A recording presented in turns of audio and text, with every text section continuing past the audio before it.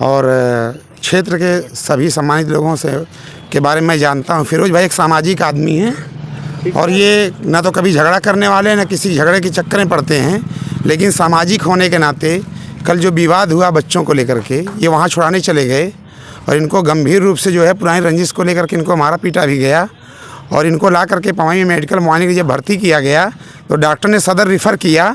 उसके बाद जो है 1 घंटे के बाद उनके रिफ़र पेपर पे और बीच बचाव करने वाले व्यक्ति को ही जो है एक पार्टी के लोगों ने मतलब मार पीट दिया और काफ़ी गंभीर चोटें आई हैं।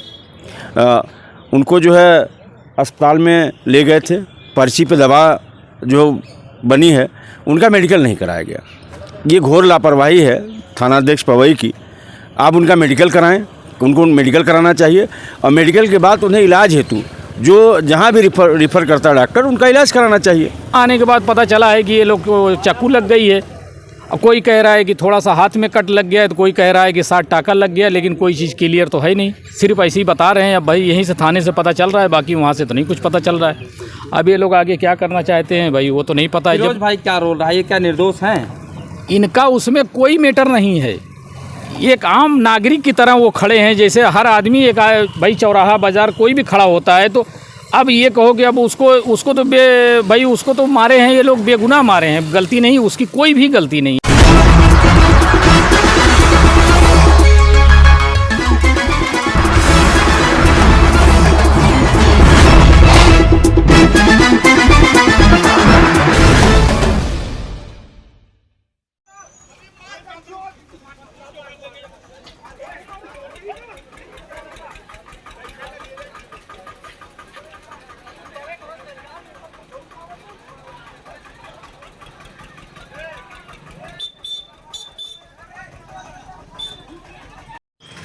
क्या नाम भैया आपका?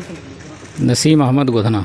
नसीम भैया बताइए, कल जो झगड़ा हुई रात वहाँ पर गोधना में मारपीट हुआ है, कितने लोग वहाँ मारपीट में रहे हों शामिल? वहाँ के तकरीबन 10-12 लोग वो लोग थे और यहाँ से 2 आदमी सिर्फ थे। वहाँ पे सिर्फ फिरोज तो सिर्फ वहाँ पे खड़े थे, उनके साथ उनका तो कोई लेना देना भी नहीं था ना, उनका कोई मैटर था उसमें। लेकिन ये लोग उनको भी मारे और उनके बच्चे को भी मारे और सुहेल अहमद थे उनको भी मारे। तो जब इनका झगड़ा हुआ था बच्चों से थोड़ा सा हुआ था, तो जब इनका आए थे वो गोधना जो फिरोज थे वो यहाँ पर आए थे और आके मतलब यहाँ बातचीत हुई और ये हुआ कि चलो भाई बच्चे का मसला था, चलो ख़त्म कर देते हैं। तो जब ये लोग वहाँ से सब कुछ ख़त्म हो गया उसके बाद ये लोग आए हैं, फिर जो है बाज़ार में फिर ये लोग झगड़ा किए हैं। कौन लोग? जो फिरोज वहाँ गोधना के जो फिरोज हैं, अच्छा, वो आए हैं। क्योंकि हम लोग का जो गांव है वो डीहवापुर लगाता है, गोधना कहा जाता है लेकिन है डीहवापुर सही पूछिए तो, और गोधना वो है। वहाँ से वो लोग आए हैं और उसके बाद में ये लोग जो है भाई वो लोग के पास हर चीज़ था, जो मारना पीटना जो भी था। क्योंकि यहाँ से सिर्फ 2 आदमी गए हैं बस, अगर इनको झगड़ा करना होता तो 2 आदमी नहीं जाते यहाँ पर, लेकिन फिर भी वो लोग किए हैं। तो इसका मतलब है कि वो लोग भाई इनको पता था कि हमको क्या करना है क्या नहीं करना है। जिसको नहीं मालूम है, अगर ऐसा कुछ होता तो यहाँ से भी लोग जाते ना। और ये लोग मारे, आरोप लगा रहे हमको चाकू मारे ये लोग। चाकू का तो भाई आज तक अभी तक तो कोई पता नहीं चला है, यहीं से पता चल रहा है, थाने से पता चला है, लेकिन वहाँ से नहीं पता चला है कि चाकू लगा है। वहाँ जो हुआ है वहाँ से नहीं कुछ मालूम हुआ, ना ही लोग जो भी 2 आदमी थे, 2 आदमी क्या चाकू मारेंगे, वो तो खुद ही मार खा रहे थे, तो वो चाकू क्या मारेंगे। और बाकी यहाँ आने के बाद पता चला है कि ये लोग को चाकू लग गई है। अब कोई कह रहा है कि थोड़ा सा हाथ में कट लग गया है, तो कोई कह रहा है कि 60 टाका लग गया, लेकिन कोई चीज़ क्लियर तो है नहीं, सिर्फ ऐसे ही बता रहे हैं। अब भाई यहीं से थाने से पता चल रहा है, बाकी वहाँ से तो नहीं कुछ पता चल रहा है। अब ये लोग आगे क्या करना चाहते हैं भाई वो तो नहीं पता है। फिरोज भाई क्या रोल रहा है, ये क्या निर्दोष हैं? इनका उसमें कोई मैटर नहीं है। एक आम नागरिक की तरह वो खड़े हैं, जैसे हर आदमी एक भाई चौराहा बाज़ार कोई भी खड़ा होता है। तो अब ये कहो कि अब उसको तो भाई उसको तो मारे हैं ये लोग, बेगुनाह मारे हैं, गलती नहीं उसकी, कोई भी गलती नहीं है, लेकिन अब उसको मारे हैं। अब इनकी कोई आपसी कोई दुश्मनी हो कभी की हो या क्या है ये तो नहीं मैं जानता, लेकिन फिलहाल की कोई बात नहीं थी, उनसे कोई मसला ही नहीं है उनका। क्या मैटर था इसमें, लड़ाई क्यों हुई, क्या मैटर था? एक बच्चा गाड़ी खड़ी किया है रास्ते, यहीं जैसे रोड के बाजू में गाड़ी खड़ी किया है। फिरोज अहमद जो गोधना के थे वहाँ के, वो जो है कुछ उनमें जो है बातचीत हुई है। उसके बाद में फिरोज और अनीस शायद उनके 2 भाई थे, आए हैं हमारे गांव में, आके यहाँ पर कह के गए कि भाई आपका लड़का ऐसा ऐसा किया है। तो ये अपने लड़के को बल्कि फ़ोन करके बोले भी और बताए भी कि भाई अगर मेरे लड़के ने अगर कोई गलती किया है तो मैं अपनी गलती, लड़के की गलती की मैं माफ़ी मांगता हूँ। उसके बाद में वहीं से मतलब बातचीत सब ख़त्म हो गई। लेकिन उसके बाद में ये लोग किए हैं, जब ऐसे ही मतलब बाज़ार में ये लोग गए हैं, बैठे हैं, उसके बाद में फिर वो लोग आके मारे हैं। लेकिन हाँ, आज वो लोग जेल में भी नहीं है कोई? नहीं, कोई भी नहीं है। यहाँ तक कि यहाँ तो रिपोर्ट भी लिखने के लिए तैयार नहीं है। सिर्फ इन्हीं लोग को मुलजिम भी बना रहे हैं। ये लोग मार भी खाए हैं और जेल में भी ये लोग हैं। लेकिन वो लोग को क्यों नहीं लेके आ रहे हैं? वो लोग को भी तो आना चाहिए यहाँ पर। लेकिन वहाँ का कोई नहीं है। जो मार खाया वो जेल में है, जो नहीं मार खाया वो जो है बाहर है।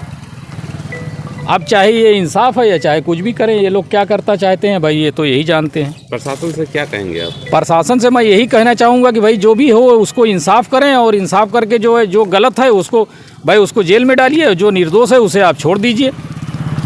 आप उसकी जांच करिए। अगर जांच में अगर मान लीजिए जिसकी भी गलती आती है आप उसे जो है सज़ा दीजिए।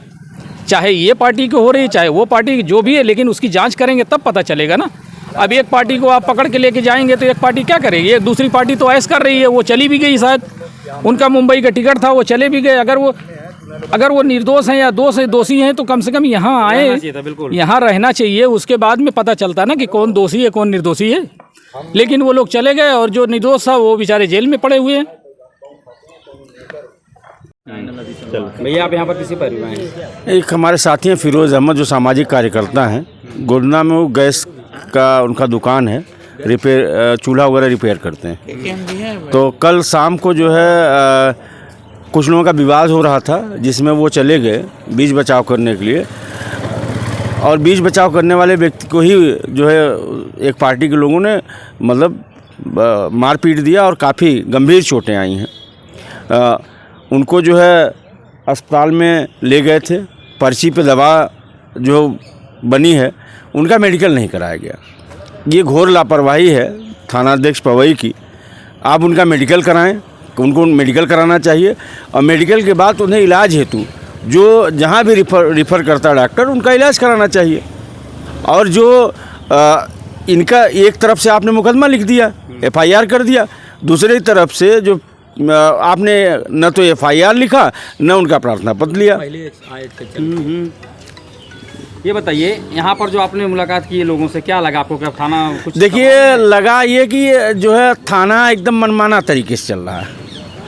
मतलब अधिकारी जो है एकदम मनमाने तरीके से, और थाने के जो स्टाफ हैं उनको मानवाधिकार का चाल लाइन पता नहीं है कि आम आदमी से किस तरह से बात करनी चाहिए।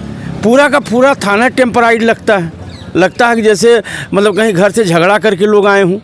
इस तरह का माहौल इस थाने के स्टाफ का है, जो बहुत ही ख़तरनाक है। मतलब वो लगातार या तो तनाव में है। मैं बैठ के देख रहा था, जो भी कोई व्यक्ति आ रहा है उससे ये झुझला जा रहे हैं, लड़ जा रहे हैं।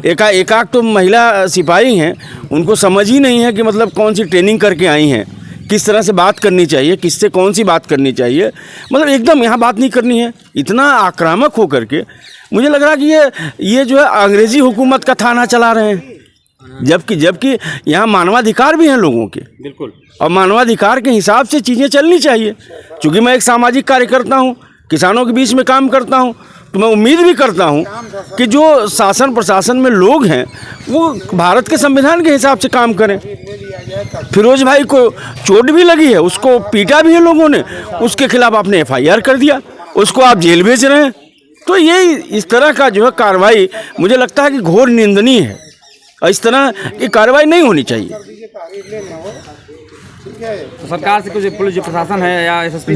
देखिए आज फिरोज के पक्ष की तरफ से भी प्रार्थना पत्र देने की कोशिश की जा रही है। हमारे साथी और माहौल नगर पंचायत के चेयरमैन बदर आलम भाई हमारे बीच में हैं। वो प्रयास कर रहे हैं कि इनका भी FIR लिखा जाए। हम लोग कोई अराजक लोग नहीं हैं, हम लोग संविधान के दायरे में रह के काम करने वाले लोग हैं।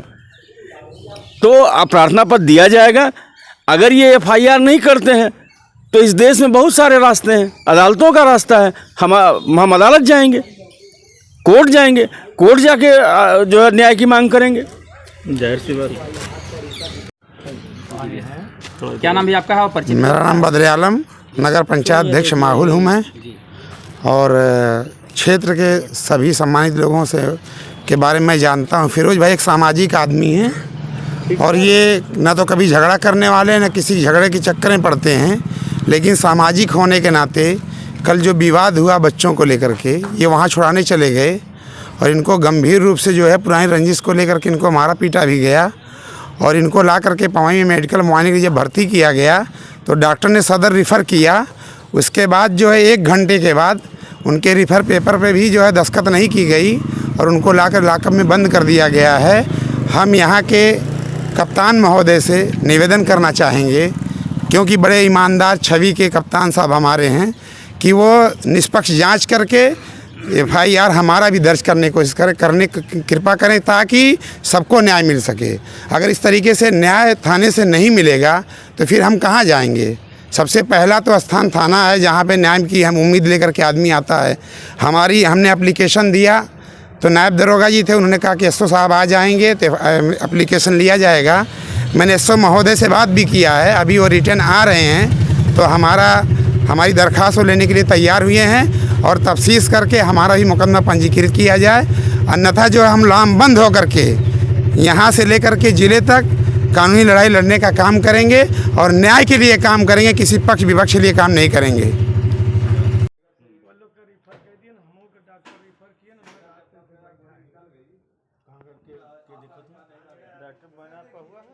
मायना हुआ है, हमको रिफर किए हैं। 2 आदमी वो ग्रुप के जो हैं लग गई है 2 आदमी।